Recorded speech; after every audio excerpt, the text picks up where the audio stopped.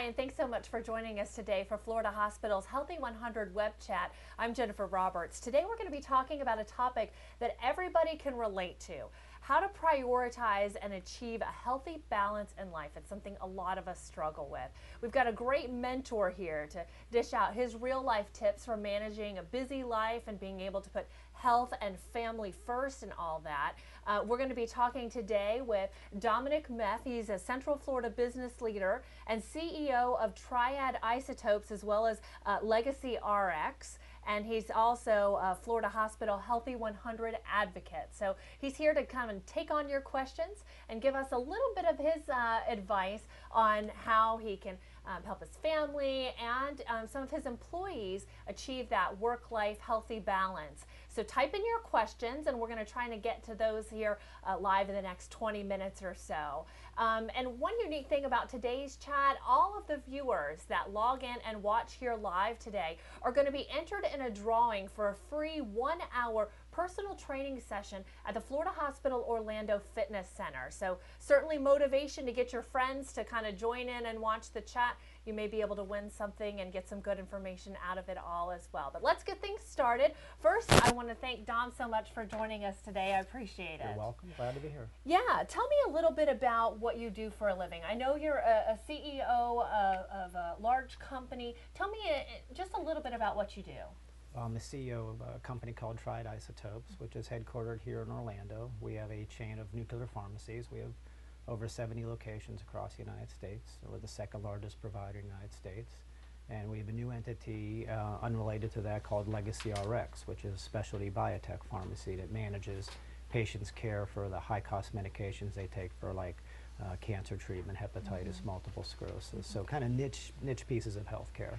It sounds like you have a large employee base too, with a company that stretches across the United States. Decent size. We have over 1,000 employees across the country. Wow, yes. wow. And then based here in Orlando? Orlando, we have probably about 150 or so. Fantastic, fantastic. Well, that obviously means you're a very busy guy. I know you're a dad and a husband as well. Tell me a little bit about your family.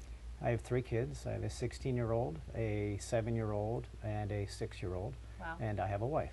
So yes, we're very busy. Very busy. And I'm sure a lot of people can relate to all of the craziness that goes along with trying to balance that work life, the family life, and I know you've had quite a lot of personal experience to that, and we want to talk about that as well. You know, everybody that, you know, has a job, whether or not they've got a lot of family to care for at home as well, is all very busy. How do you kind of prioritize those things that you have to do versus work/executive time, dad time, and husband time?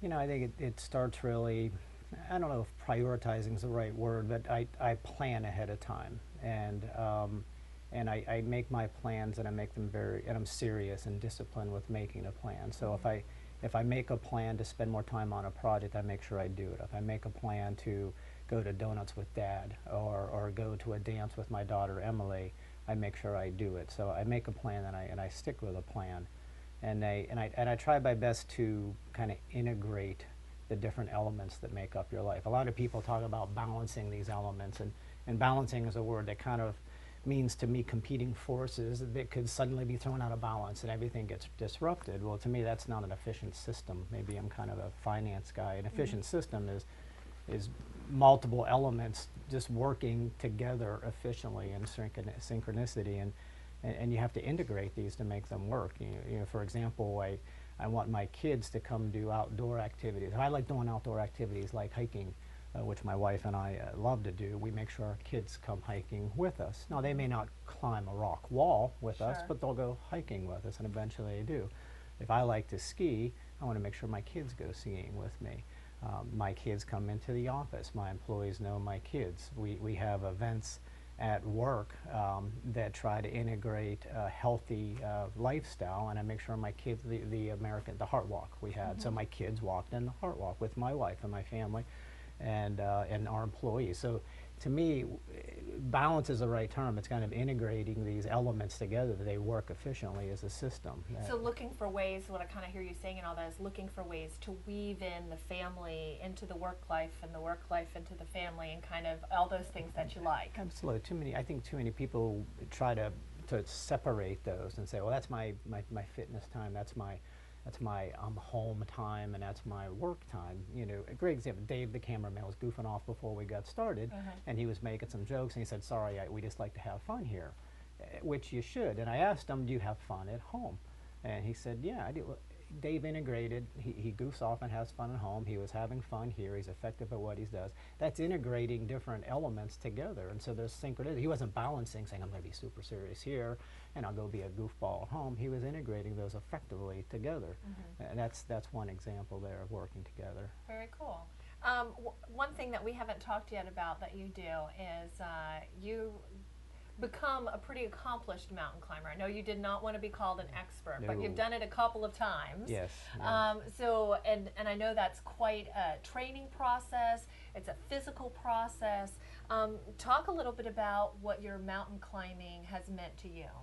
Well, it's something I did a lot of rock climbing as a child. I grew up in western Pennsylvania, so we have small little mountains there. We did a lot of rock climbing and hiking, but about 6-7 years ago, my wife and I, Kalani, really took this up as a hobby, and we spent the summers in Colorado. We started climbing some of the peaks that are 14,000 feet there, some simple routes, some harder routes, migrated to some larger mountains. I did Mount Rainier last summer, which is a large glaciated volcano in Washington, which is a pretty neat route. We went up that. It had a little bit of danger elements to it, but it really encompasses a lot of things I like as a person. I like the physical activity, I like the training, I like preparing, I like planning, I like learning, and I like spending time with my wife doing these type of activities. And she's done every mountain, almost every mountain with me except Rainier. Someone had to watch the kids in Seattle while right. I went to the top of the mountain. Yeah.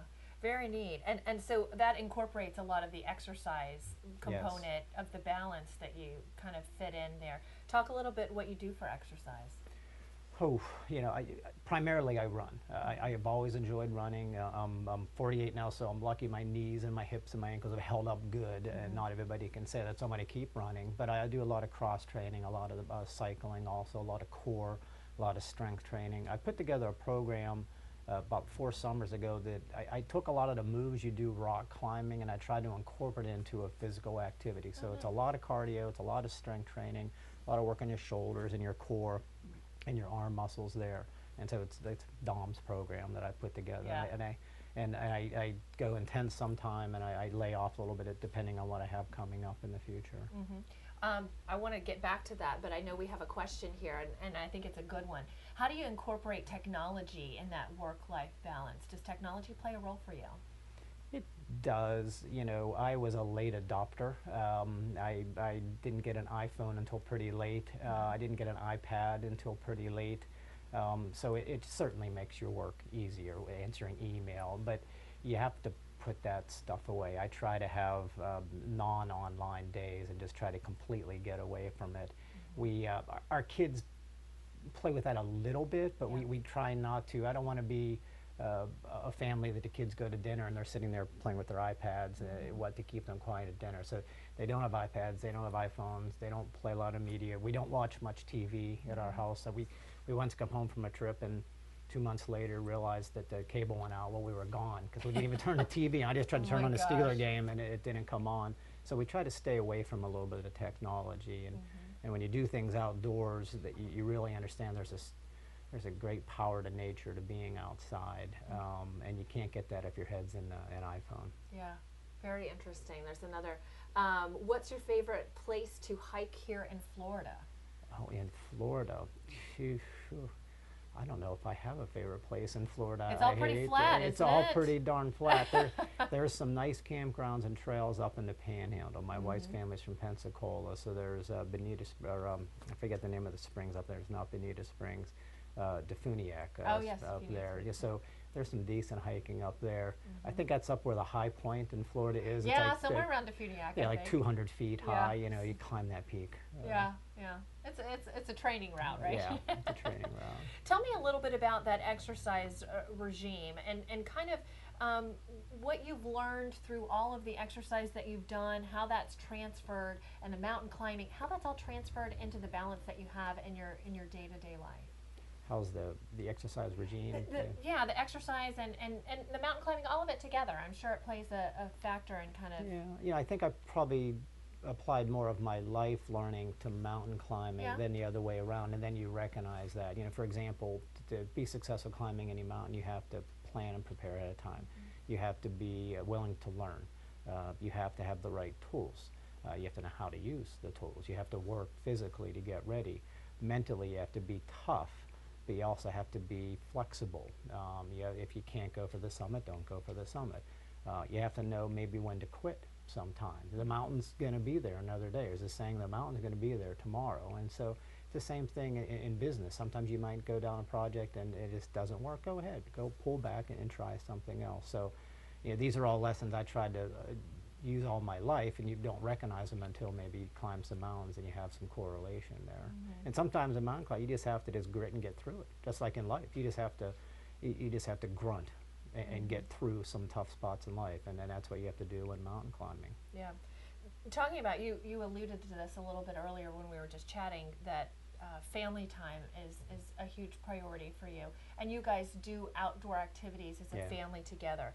How do you know for you when the right time is, or if family has, if you've got something big going on at work, how do you kind of adjust and balance the priority that you want to make your family, but also, still meet those other commitments that you have? Yeah, it takes discipline, and I think it takes understanding from your family members. So if you have things going on at work that may take extra time, I collaborate with my wife. I let her know. I let my kids know. The 6-year-old, Daddy's going to be very busy next. I have to travel to wherever. I'm going to be gone. I'm working real hard, but I'll come back and I'll do whatever with you. And so, I try to collaborate and I try to integrate. A lot of everybody has customers in business, so I've from the beginning of business, I've always introduced them to my wife. I wanted her to know my customers. I want her to know the vendors. I wanted her to know what's going on. So if I come home and complain about this doggone customer, or I can't believe this vendor's not doing that, I want her to know those people so she can interact with me and not just have some foreign subject that she doesn't talk about. So. Right.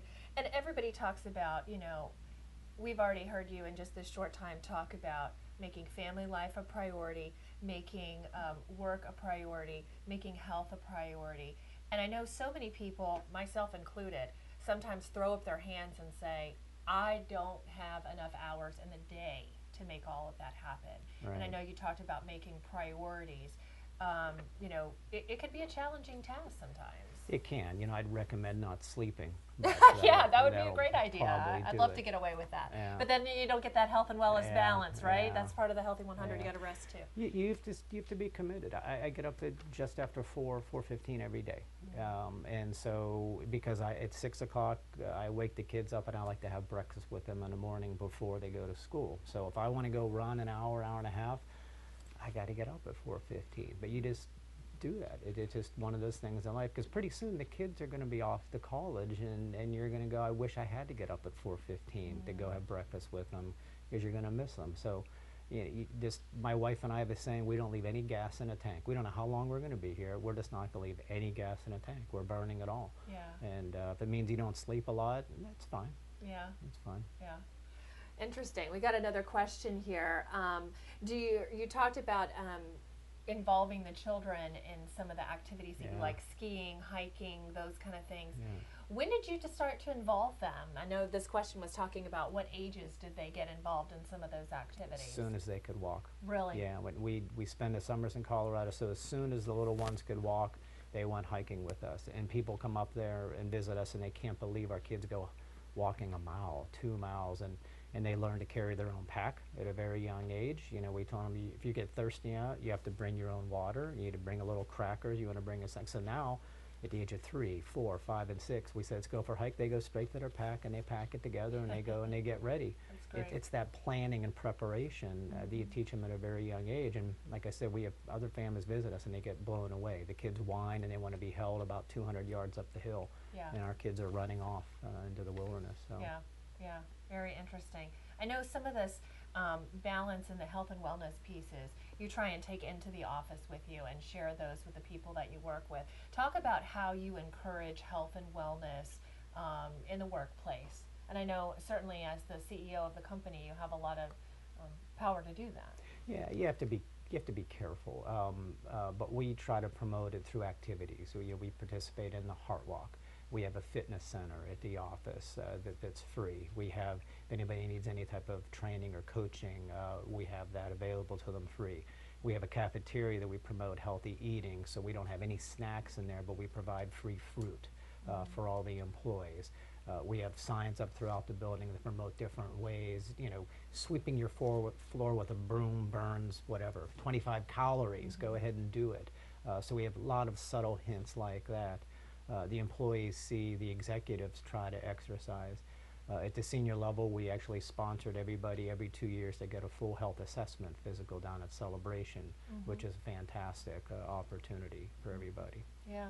Tell me, and how successful has that been? I mean, do you see those little things that you've done throughout your workplace rubbing off on people? Absolutely. We had employees come and say, Dom, I don't know if you noticed, but I lost like 30 pounds or 40 pounds. And of course you notice, but you have to be careful, but so they bring it to my attention. We celebrate, we hug, we high five, and we promote that. We have a employee newsletter that we celebrate people doing things like that. If it's running a first marathon, a half marathon, a 5K, we try to promote that. We bring recognition to that. Yeah.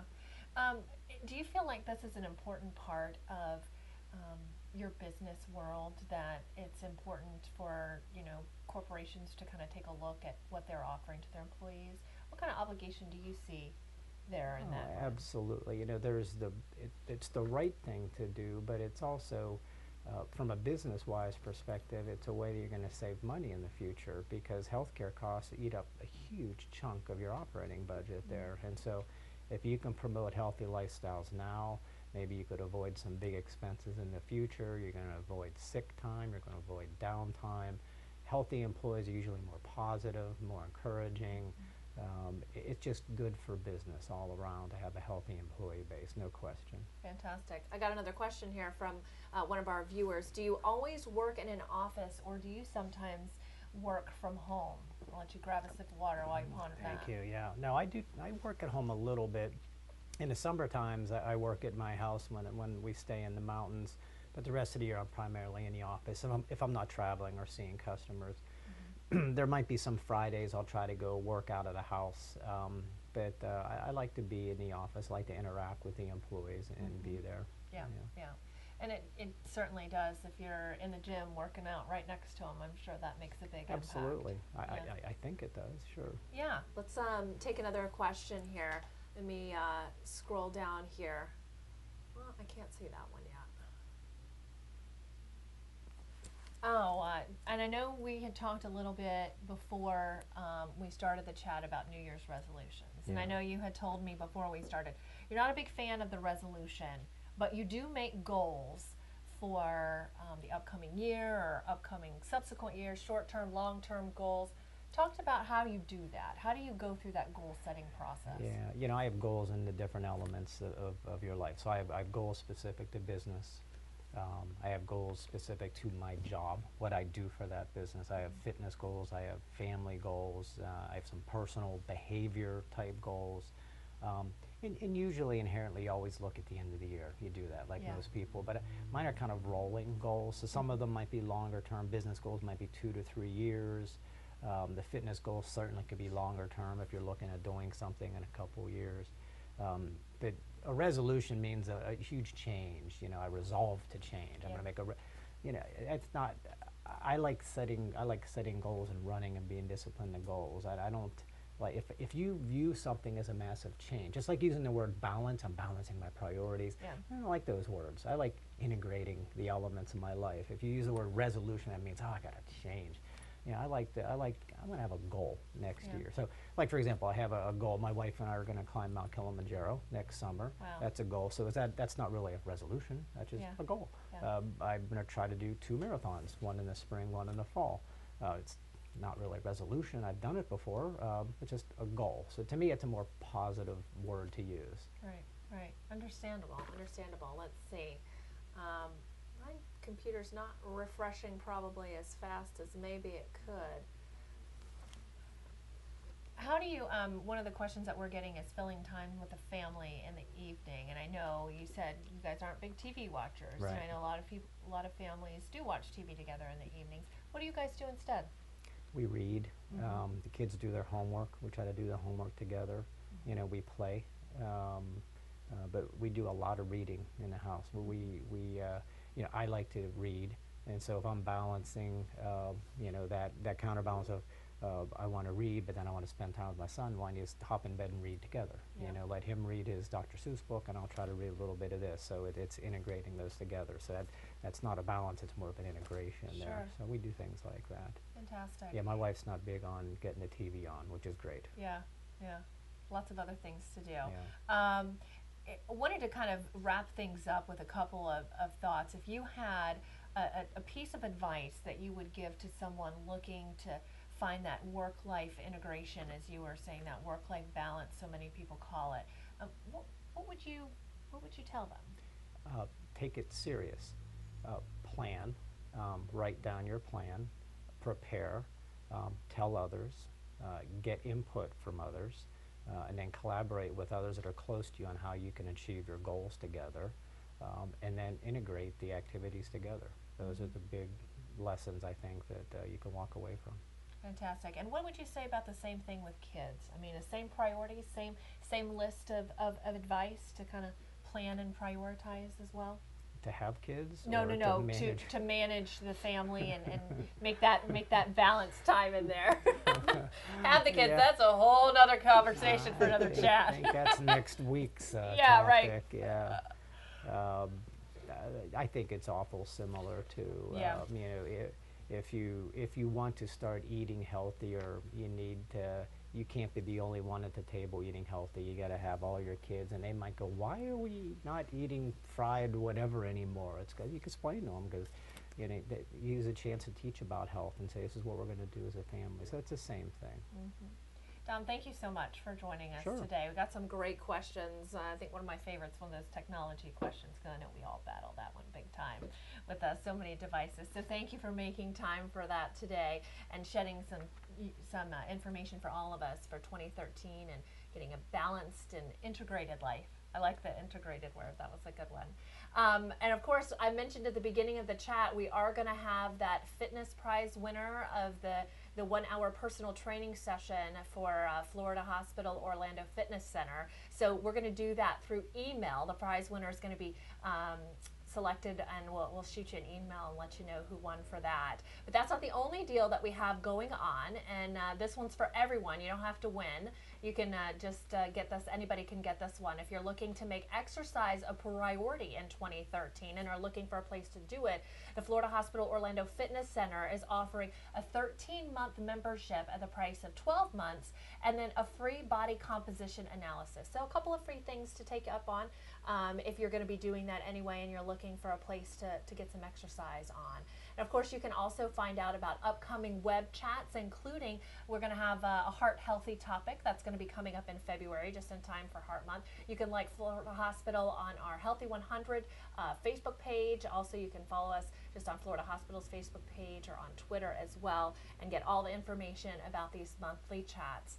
And for more health and wellness information, if you're interested in some Healthy 100 deals, you can become a Healthy 100 member. That's www.healthy100.org. And of course, all of that stuff is free, which is a great price for that. Thank you so much for watching and participating in our Healthy 100 web chat today. And we hope you're going to join us again. Thanks so much.